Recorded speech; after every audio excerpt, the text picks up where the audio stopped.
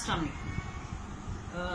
हलकार पाबे ज़ौक़ के इस शानदार प्रोग्राम में जो शायरों के साथ उनकी इज़्ज़त अफजाई के लिए खराज तहसीन पेश करने के लिए जश्न मनाए जा रहे हैं, वो बड़ा ज़बरदस्त एक सिलसिला है। उसमें फ़रत अब्बास शाह हमारे अहद का एक मोतबर नाम, जिनकी शायरी पढ़ना और सुनना अच्छा लगता है। अपनी तर्ज के एक मुनफरिद शायर और अदीब हैं और एक नाम और एक मकाम रखते हैं।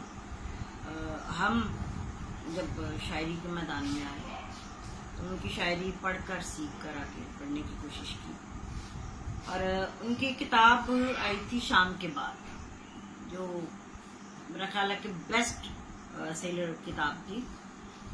उसके दो अशार इतने ज़बान ज़द-ए-आम हुए। वैसे तो खैर सारी किताब की सारे अशार उनके माशाल्लाह फ़रत अब्बास शाह के, वो दो अशार मुझे याद रहे, मुद्दतों से याद हैं। अपनी शायरी याद नहीं, लेकिन फ़रत अब्बास शाह के वो दो अशार जो हैं वो आज तक मुझे याद हैं। बहुत खूबसूरत। आप भी सुनिए।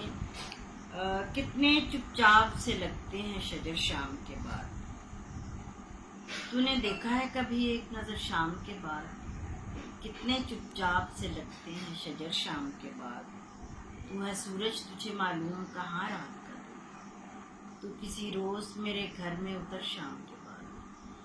तो ये इतने खूबसूरत अशार मुझे आज तक याद हैं।